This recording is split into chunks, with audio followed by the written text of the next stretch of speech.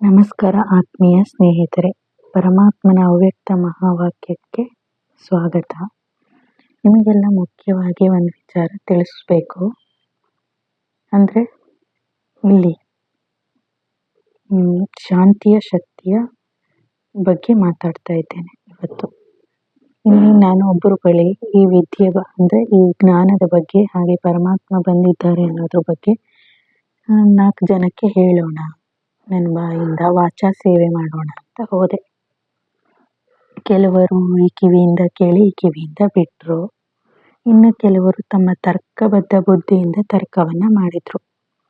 ಅದು ಏಕೆಂದರೆ ಅವರವರಿಗಿರೋ ಅನುಮಾನವನ್ನು ಬಗೆಹರಿಸ್ಕೊಳ್ಳೋದು ಒಳ್ಳೆಯದೇ. ಬಟ್ ಏನು ಗೊತ್ತಾ, ತರ್ಕಬದ್ಧ ಬುದ್ಧಿಯವರು ಕೆಲವರು ತರ್ಕವನ್ನು ಬಿಡೋದೇ ಇಲ್ಲ. ಸದಾ ಮನಸ್ಸು ಅವರಿಗೆ ತರ್ಕ ಮಾಡ್ತಾನೇ ಇರಬೇಕು ಅಂತ ಅನಿಸ್ತಾ ಇರುತ್ತೆ.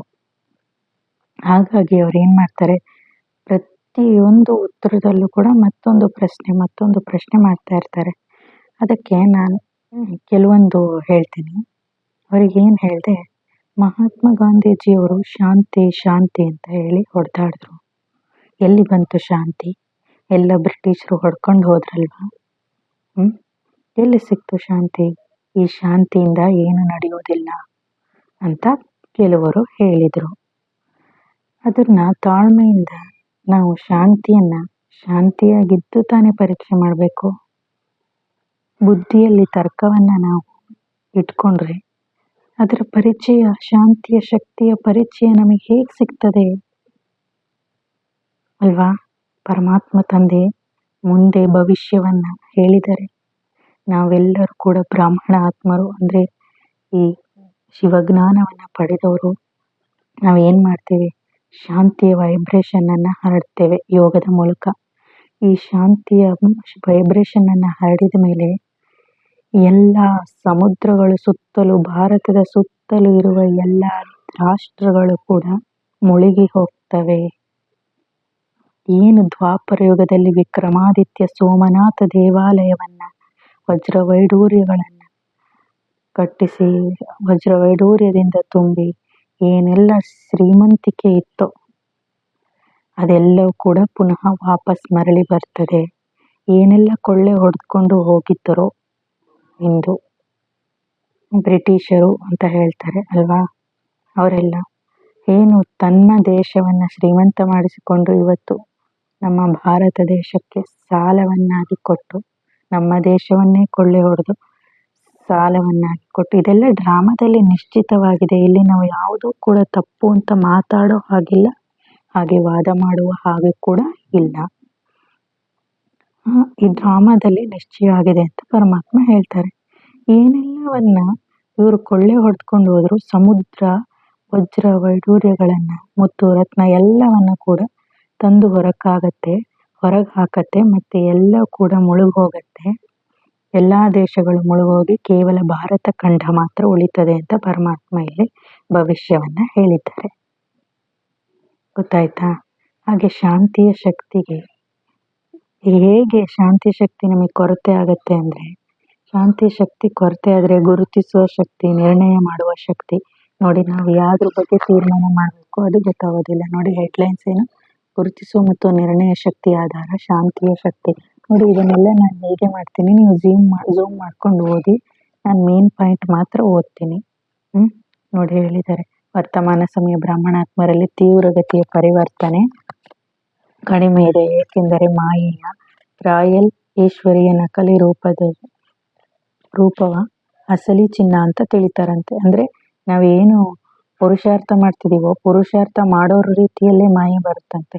ವರ್ತಮಾನವನ್ನು ಗುರುತಿಸದ ಕಾರಣ, ಈಗ ಏನು ನಡೀತಿದೆ ಅನ್ನೋದನ್ನು ಗುರುತಿಸದೇ ಇರೋ ಕಾರಣ, ಏನು ಹೇಳ್ತಿದ್ದೀನೋ ಅಥವಾ ಮಾಡ್ತಿದ್ದೀನೋ ಅದು ಸರಿಯಾಗಿದೆ, ಯಾವುದರಲ್ಲಿ ತಪ್ಪಾಗಿದ್ದೇನೆ, ಹೀಗೆ ನಡೆಯಬೇಕಾಗುತ್ತದೆ ಎಲ್ಲವೇ ಎಂದು ಹೇಳುತ್ತಾರೆ. ತಪ್ಪಿದ್ದರೂ ತಮ್ಮನ್ನು ತಪ್ಪು ಎಂದು ತಿಳಿಯೋದಿಲ್ಲ. ಕಾರಣವೇನು? ಪರೀಕ್ಷಿಸುವ ಶಕ್ತಿ ಕೊರತೆ. ಮಾಯೆಯ ರಾಯಲ್ ರೂಪವನ್ನು ರಿಯಲ್ ಅಂತ ತಿಳಿತಾರೆ. ಆದ್ದರಿಂದ ಯಥಾರ್ಥ ನಿರ್ಣಯವನ್ನು ಮಾಡಲಾರರು. ಸ್ವಪರಿವರ್ತನೆ ಮಾಡಬೇಕು ಅಥವಾ ಪರಪರಿವರ್ತನೆ ಆಗಬಾರ್ದು ಅನ್ನೋ ನಿರ್ಣಯವನ್ನು ಅವರು ಮಾಡಲಾರರು. ನೋಡಿ ಇಂಪಾರ್ಟೆಂಟ್ ಏನಿದೆ ಅದನ್ನು ಹೇಳ್ತೀನಿ. ಇದಕ್ಕೆ ಕಾರಣವೇನು? ಶಾಂತಿಯ ಶಕ್ತಿಯ ಅನುಭೂತಿ ಇಲ್ಲ ತಮ್ಮ ಬಳಿ. ಗುರುತಿಸುವ ಮತ್ತು ನಿರ್ಣಯ ಮಾಡುವ ಶಕ್ತಿ ಪ್ರಾಪ್ತಿಯಾಗುವ ಕಾರಣ ಪರಿವರ್ತನೆ ತೀವ್ರಗತಿಯಿಂದ ಆಗತ್ತೆ. ಶಾಂತಿ, ಇಲ್ಲಿ ಪರಮಾತ್ಮ ಹೇಳ್ತಿದ್ದಾರೆ ಈ ಸೈಲೆನ್ಸ್ ಪವರ್.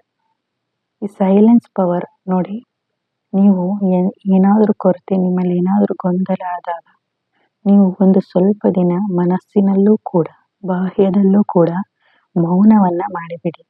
ಮೌನವನ್ನ ಮಾಡಿ ನೋಡಿದಾಗ ಎಷ್ಟು ಶಕ್ತಿ ಬರ್ತದೆ ಅಂತ ಹೇಳಿ ಅದನ್ನು ಆಚರಣೆ ಮಾಡಿ ನೋಡಿ, ಧಾರಣೆ ಮಾಡಿ ನೋಡಿ. ಯಾಕೆಂದರೆ ಪರಮಾತ್ಮ ಇರುವ ಸ್ಥಳ ಕೂಡ ಸೈಲೆನ್ಸ್. ಸೈಲೆನ್ಸ್ ನಾವು ತಲುಪಬೇಕು ಅಂದರೆ ಆ ಸೈಲೆನ್ಸ್ ಪವರ್ ನಮ್ಮಲ್ಲಿ ಸ್ಟಾಕ್ ಆಗಬೇಕು, ಜಮಾ ಆಗಬೇಕು ಅಲ್ವಾ? ನೋಡಿ, ಮಾಯೆಯನ್ನು ಗುರುತಿಸುವುದು ಮತ್ತು ಪರೀಕ್ಷಿಸುವ ನಂತರ ನಿರ್ಣಯ ಮಾಡುವುದು, ಇದಕ್ಕೆ ನಾವು ಶಾಂತಿಯ ಶಕ್ತಿಯ ಅವಶ್ಯಕತೆ ಇದೆ. ನೋಡಿ, ಶಾಂತಿಯ ಶಕ್ತಿ ಏನೇನು ಕೆಲಸವನ್ನ ಮಾಡುತ್ತೆ ಅಂತ. ಶಾಂತಿಯ ಶಕ್ತಿ ಕ್ರೋಧದ ಅಗ್ನಿಯನ್ನು ಶೀತಲ ಮಾಡುವುದು. ಶಾಂತಿಯ ಶಕ್ತಿ ವ್ಯರ್ಥ ಸಂಕಲ್ಪಗಳ ಕೋಲಾಹಲವನ್ನು ಸಮಾಪ್ತಿ ಮಾಡುವುದು. ಶಾಂತಿಯ ಶಕ್ತಿಯು ಎಂತಹದೇ ಹಳೆಯ ಸಂಸ್ಕಾರಗಳಿರಲಿ ಅವುಗಳನ್ನು ಸಮಾಪ್ತಿ ಮಾಡುವುದು. ಶಾಂತಿಯ ಶಕ್ತಿ ಅನೇಕ ಪ್ರಕಾರದ ಮಾನಸಿಕ ರೋಗಗಳನ್ನು ಸಹಜವಾಗಿ ಸಮಾಪ್ತಿ ಮಾಡುವುದು. ಶಾಂತಿಯ ಶಕ್ತಿ ಶಾಂತಿಯ ಸಾಗರ ತಂದೆಯಿಂದ ಅನೇಕ ಆತ್ಮಗಳ ಮಿಲನ ಮಾಡಿಸುವುದು. ಶಾಂತಿಯ ಶಕ್ತಿ ಅನೇಕ ಜನ್ಮಗಳಿಂದ ಅಲೆದಾಡುತ್ತಿರುವ ಆತ್ಮಗಳಿಗೆ ನೆಲೆಯ ಅನುಭೂತಿ ಮಾಡಿಸುವುದು. ಮಹಾನ್ ಆತ್ಮ ಧರ್ಮಾತ್ಮ ಎಲ್ಲವನ್ನೂ ಮಾಡುವುದು. ಶಾಂತಿಯ ಶಕ್ತಿ ಕ್ಷಣದಲ್ಲಿ 3 ಲೋಕಗಳ ಭ್ರಮಣೆ ಮಾಡಿಸುವುದು. ಶಾಂತಿಯ ಶಕ್ತಿ ಕಡಿಮೆ ಪರಿಶ್ರಮ ಕಡಿಮೆ ಖರ್ಚಿನಲ್ಲಿ ಹೆಚ್ಚು ಪ್ರಸಿದ್ಧ ಮಾಡಿಸುವುದು. ಶಾಂತಿಯ ಶಕ್ತಿ ಸಮಯದ ಖಜಾನೆಯಲ್ಲಿಯೂ ಉಳಿತಾಯ ಮಾಡಿಸುವುದು.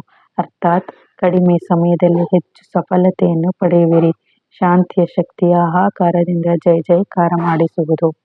ಗೊತ್ತಾಯ್ತಲ್ವಾ? ಆಮೇಲೆ ಇನ್ನೊಂದು ಹೇಳ್ತಿದ್ದಾರೆ, ಶಾಂತಿಯ ಶಕ್ತಿ ತಮ್ಮ ಕೊರಳಿನಲ್ಲಿ ಸಫಲತೆಯ ಮಾಲೆಯನ್ನು ಹಾಕಿಸುವುದು. ಜಯ ಜಯಕಾರವೂ ಆಯಿತು, ಮಾಲೆಗಳು ಹಾಕಲ್ಪಟ್ಟವು, ಇನ್ನೇನು ಉಳಿತು? ಎಲ್ಲವೂ ಆಯ್ತಲ್ವೇ? ಆದ್ದರಿಂದ ತಾವು ಎಷ್ಟು ಮಹಾನರು ಎಂದು ಕೇಳಿದಿರಾ? ಮಹಾನ್ ಶಕ್ತಿಯನ್ನು ಕೆಲಸದಲ್ಲಿ ಕಡಿಮೆ ಉಪಯೋಗಿಸುತ್ತೀರಿ. ವಾಣಿಯಿಂದ ಬಾಣ ಬಿಡುವುದನ್ನು ಕಲಿತಿರುವಿರಿ, ಅಂದರೆ ಬರೀ ಮಾತಾಡೋದನ್ನು ಕಲಿತೀರಿ, ತರ್ಕ ಮಾಡೋದನ್ನು ಕಲ್ತಿದ್ದೀರಿ. ಶಾಂತಿಯ ಶಕ್ತಿಯ ಅನುಭೂತಿಯನ್ನು ಇನ್ನೂ ಯಾವಾಗ ಮಾಡ್ತೀರಾ ಅಂತ ಪರಮಾತ್ಮ ಕೇಳ್ತಿದ್ದಾರೆ. ನೀವು ಈಗ ಮಾಡದೆ ಹೋದರೆ ಮುಂದೆ ಏನಾಗಬೇಕು? ಧೃತಿಗೆಡಬೇಕಾಗತ್ತೆ.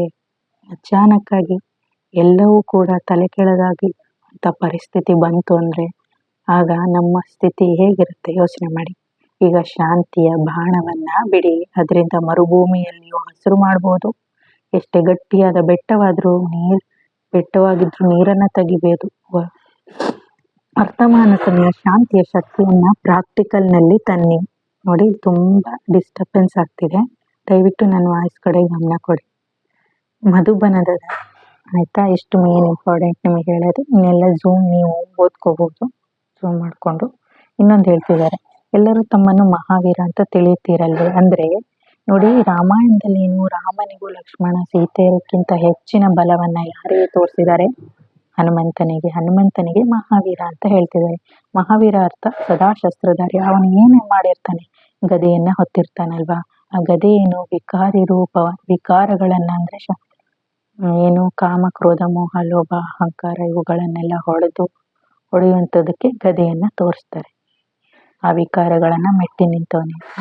ಹಾಗೆ ಶಕ್ತಿಗಳಿಗೆ ಅಥವಾ ಪಾಂಡವರಿಗೆ ಸದಾ ವಾಹನಗಳಲ್ಲಿ ತೋರಿಸ್ತಾರಂತೆ, ಅಂದರೆ ಅಂತರಿಕ್ಷದಲ್ಲಿ ಹೋಗುವುದು ನೋಡಿದಿರಲ್ವಾ. ಮತ್ತು ಶಸ್ತ್ರಗಳನ್ನು ಕೂಡ ತೋರಿಸ್ತಾರಂತೆ. ಶಸ್ತ್ರ ಅರ್ಥಾತ್ ಅಲಂಕಾರ. ಆದ್ದರಿಂದ ವಾಹನಧಾರಿ ಮತ್ತು ಅಲಂಕಾರಧಾರಿ ಆಗಿದ್ದೀರಾ. ವಾಹನವಾಗಿದೆ ಶ್ರೇಷ್ಠ ಸ್ಥಿತಿ. ನಮ್ಮ ಶ್ರೇಷ್ಠ ಸ್ಥಿತಿಯೇ ನಮ್ಮ ವಾಹನ ಮತ್ತು ಸರ್ವಶಕ್ತಿಗಳು ನಮ್ಮ ಅಲಂಕಾರಗಳಂತೆ. ನಾವು ಏನೇನೆಲ್ಲ ಶಕ್ತಿ ಪಡಿತೀವಿ ಅವು. ಇಂತಹ ವಾಹನಧಾರಿ ಮತ್ತು ಅಲಂಕಾರಧಾರಿಗಳೇ ಸಾಕ್ಷಾತ್ಕಾರ ಮೂರ್ತಿ ಆಗುವರು. ಆದ್ದರಿಂದ ಸಾಕ್ಷಾತ್ ಆಗಿ ಎಲ್ಲರಿಗೂ ತಂದೆಯ ಸಾಕ್ಷಾತ್ಕಾರ ಮಾಡಿಸುವುದು ಮಹಾವೀರ ಮಕ್ಕಳ ಕರ್ತವ್ಯ. ಮಹಾವೀರ ಅರ್ಥಾತ್ ಸದಾ ಹಾರುವವರು. ಹಾಗಾದರೆ ಎಲ್ಲರೂ ಹಾರುವವರು ಅರ್ಥಾತ್ ಹಾರುವ ಕಲೆಯವರು ಆಗಿರುವಿರಲ್ಲವೇ? ಈಗ ಏರುವ ಕಲೆಯು ಸಮಾಪ್ತಿಯಾಯಿತು. ನೋಡಿ, ಸೂಕ್ಷ್ಮ ರೂಪಧರಿಸಿ ಹಿದಿಕಾವ, ವಿಕಟ ರೂಪಧರಿ ಲಂಕ ಜರಾವ, ಭೀಮ ರೂಪಧರಿ ಅಸುರ ಸಂಹಾರಿ, ರಾಮಚಂದ್ರಕ್ಕೆ ಕಾಜ ಸವಾರಿ. ಹೀಗೆ ಹೇಳ್ತಾರಲ್ವ, ಹನುಮಾನ್ ಚಾಲಿಸ ಹೇಳಿದ್ರೆ ಅಷ್ಟು ಶಕ್ತಿ ಬರುತ್ತೆ, ಎಲ್ಲ ಕೆಟ್ಟದೆಲ್ಲ ಹೋಗುತ್ತೆ ಅಂತ ಎಲ್ಲ. ಶಕ್ತಿ ಥರ ಅವನನ್ನೇ ವರ್ಣನೆ ಮಾಡಿದ್ದಾರೆ ತುಂಬ ರಾಮಾಯಣದಲ್ಲಿ ಎಲ್ಲರಿಗಿಂತ ಹೆಚ್ಚಾಗಿ ಅಲ್ವಾ. ಇದೇ ರೀತಿ ನೀವು ಹಾರುವವರಾಗಬೇಕು, ಪರಿಸ್ಥಿತಿಗಳನ್ನು ಎದುರಿಸ್ಕೊಂತ ನಿಲ್ಲುವವರಲ್ಲ, ಅದನ್ನು ಪಾರು ಮಾಡಿಬಿಡ್ಬೇಕು ಅಂತ ಹೇಳ್ತಿದ್ದಾರೆ. ಆ ಪರಿಸ್ಥಿತಿ ಬಗ್ಗೆ ಯೋಚನೆ ಮಾಡೋದು ಅವೆಲ್ಲ ಇಲ್ಲ, ಜಂಪ್ ಮಾಡಿಬಿಡ್ಬೇಕು ಹನುಮಂತನ ಥರ ಅಂತ ಪರಮಾತ್ಮ ಹೇಳ್ತಿದ್ದಾರೆ. ಅರ್ಥಾತ್ ಹಾರುವ ಕಲೆಯವರಾಗಬೇಕು. ಈಗ ಏರುವ ಕಲೆಯು ಸಮಾಪ್ತಿ ಆಯಿತು, ಬರೀ ಏರ್ತಾ ಇರೋದಲ್ಲ, ಹಾರಬೇಕು. ಜಂಪ್ ಮಾಡುವುದು ಸಮಾಪ್ತಿ ಆಯಿತು, ಈಗ ಹಾರಬೇಕು. ಹಾರಿ ತಲುಪುವುದು ಹಾರುವ ಕಲೆಯಲ್ಲಿ ಹೋಗುವುದರಿಂದ ಇನ್ನು ಉಳಿದ ಮಾತುಗಳು ಎಲ್ಲ ಕೆಳಗುಳಿತವಂತೆ. ಕೆಳಗಿನ ವಸ್ತುಗಳನ್ನು, ಪರಿಸ್ಥಿತಿಗಳನ್ನು, ವ್ಯಕ್ತಿಗಳನ್ನು ಪಾರು ಮಾಡುವ ಅವಶ್ಯಕತೆ ಇಲ್ಲ. ಹಾರುತ್ತಿರಿ, ಆಗ ನದಿ, ಕೆರೆ, ಬೆಟ್ಟ, ವೃಕ್ಷ ಎಲ್ಲವುಗಳನ್ನು ಪಾರು ಮಾಡುತ್ತಾ ಹೋಗುವಿರಿ. ದೊಡ್ಡ ಬೆಟ್ಟವು ಸಹ ಒಂದು ಚೆಂಡಿನಂತೆ ಆಗುವುದು. ಹಾರುವ ಕಲೆಯವರಿಗೆ ಪರಿಸ್ಥಿತಿಗಳು ಸಹ ಆಟಿಕೆಗಳು ಆಗಿವೆ. ಮೇಲೆ ಹೋದಾಗ ಎಷ್ಟು ದೊಡ್ಡ ದೊಡ್ಡ ಹಳ್ಳಿಗಳು ಹೇಗೆ ಕಾಣುತ್ತವೆ, ಆಟಿಕೆಗಳು ಮಾಡೆಲೆನಿಸುತ್ತವೆ. ಆದ್ದರಿಂದ ಇಲ್ಲಿಯೂ ಹಾರುವ ಕಲೆಯವರಿಗೆ ಯಾವುದೇ ಪರಿಸ್ಥಿತಿ ಅಥವಾ ವಿಘ್ನವು ಆಟ ಅಥವಾ ಆಟಿಕೆಯಾಗಿದೆ. ಸತ್ತಿರುವ ಇರುವೆಯ ಸಮಾನವಾಗಿದೆ. ಜೀವಂತವಾಗಿರುವ ಇರುವೆ ಸಹ ಒಮ್ಮೊಮ್ಮೆ ಮಹಾವೀರರನ್ನು ಬೀಳಿಸುತ್ತದೆ. ಆದ್ದರಿಂದ ಸತ್ತಿರುವ ಇರುವೆ ಬೆಟ್ಟವನ್ನು ಸಾಸಿವೆಯಲ್ಲ ಹತ್ತಿಯ ಸಮಾನವಾಗಿದೆ, ಮಹಾವೀರರಲ್ಲವೇ ಅಂತ ಹೇಳ್ತಿದ್ದಾರೆ. ನೋಡಿ, ಇನ್ನೊಂದು ಸದಾ ಎವ್ವೆ ರೆಡಿ ಆಗಿರ್ಬೇಕಂತೆ. ಯಾವ ಟೈಮಲ್ಲಿ ಅಚಾನಕ್ಕಾಗಿ ಪ್ರಕೃತಿ ತನ್ನ ವಿಕೋಪವನ್ನೇ ಆಗಲಿ ಅಥವಾ ಏನಾದರೂ ತೋರಿಸ್ಬೋದು. ಸದಾ ಎವ್ವೆ ರೆಡಿ ಆಗಿದ್ದೀರಾ, ಆಗಿರೋ ಪಟ್ಟನ್ನು ಪಕ್ಕ ಮಾಡ್ಕೊಂಡಿದ್ದೀರಾ. ಸದಾ ದೇಹದ ಸಂಬಂಧ, ಪದಾರ್ಥಗಳ ಸಂಸ್ಕಾರವನ್ನು, ಎಲ್ಲದರ ಪೆಟ್ಟಿಗೆಯನ್ನು, ಹಾಸಿಗೆಯನ್ನು ಸದಾ ಕಾಲ ಮುಚ್ಚಿರ್ಬೇಕಂತೆ. ಈ ಹಳೆಯ ಪ್ರಪಂಚದಲ್ಲಿ ಇರೋದು ಎಲ್ಲದ್ರ ಬಗ್ಗೆ ನಾವು ಏನಿರಬೇಕು, ಬರೀ ಸೈಲೆನ್ಸ್ ಪವರ್. ಎಲ್ಲದರಿಂದ ಏನು ಹೇಳ್ತಾರೆ ಪರಮಾತ್ಮ, ನಿರಾಕಾರಿ, ನಿರ್ವಿಕಾರಿ, ನಿರಹಂಕಾರಿ ಭವ ಅಂತ ವರದಾನ ಕೊಡ್ತಾರಲ್ವ. ಅಂದರೆ ನಾವೇನು ಮಾಡಬೇಕು, ನಿಸ್ಸಂಕಲ್ಪ ಸ್ಥಿತಿಯಲ್ಲಿರಬೇಕು. ನೋಡಿ, ಇಷ್ಟನ್ನ ನಾನು ಹೇಳ್ತೀನಿ. ಪೆಟ್ಟಿಗೆ, ಹಾಸಿಗೆ, ಇದನ್ನೆಲ್ಲ ನೀವು ಝೂಮ್ ಮಾಡಿ ನೋಡ್ಕೊಳ್ಳಿ. ಓದಿದರೆ ನಿಮಗೂ ತುಂಬ ಅನಿಸುತ್ತೆ. ಇಷ್ಟು ಹೇಳಿದ್ದೀನಿ. ಇಷ್ಟೆಲ್ಲ ಕರೆಕ್ಟಾಗಿ ಪರಮಾತ್ಮನ ಅವ್ಯಕ್ತವಾಣಿಯನ್ನು ಆಲಿಸಿ. ಡೈಲಿ ಸಾಕಾರ ಮುರಳಿ ಬರ್ತದೆ.